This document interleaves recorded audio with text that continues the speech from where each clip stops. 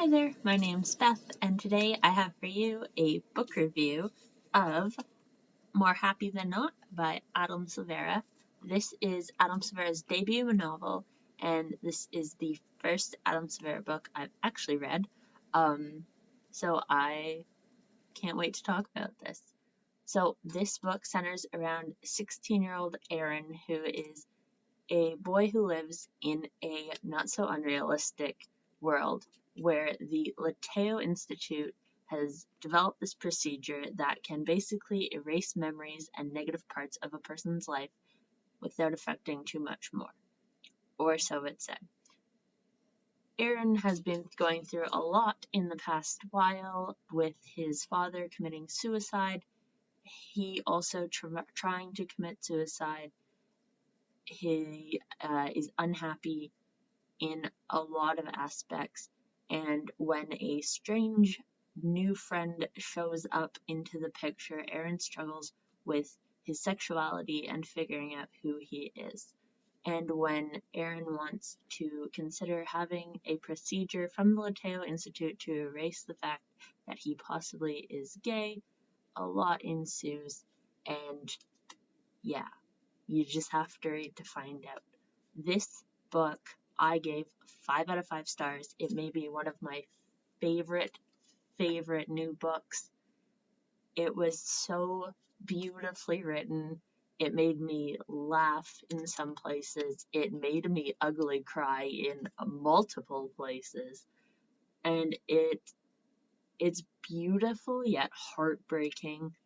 It's amazing yet just like gets you right in the gut and in the chest.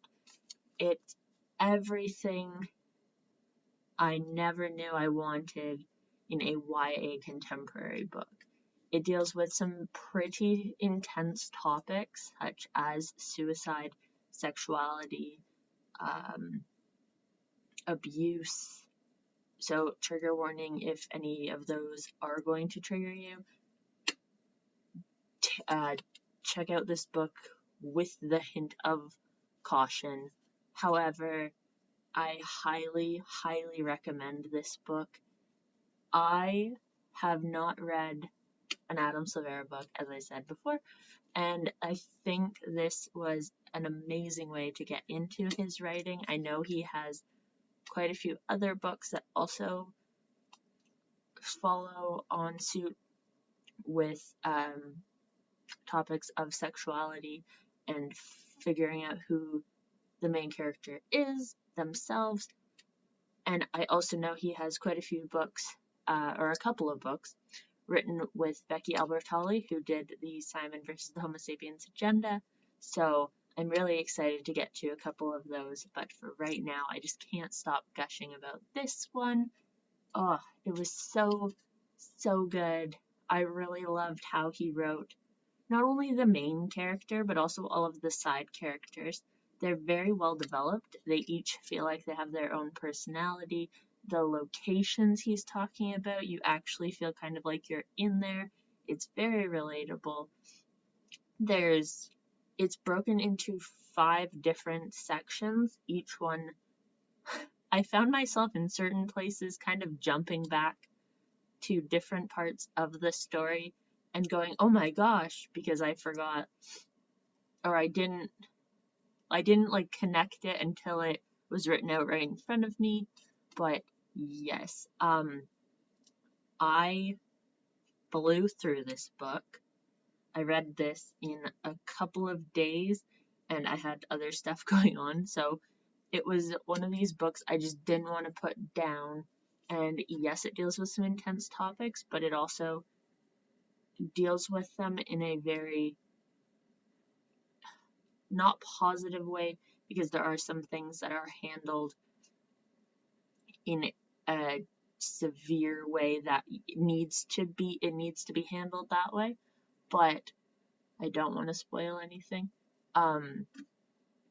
But the whole idea of the story is just beautifully done, even with the addition of some more intense severe topics in there. It's handled very well. That's what we're gonna say. So if you have read More Happy Than Not, let me know down below what you thought about it, if you enjoyed it or as well, and if not, let me know why you didn't enjoy it. What are the things that made you less happy than not?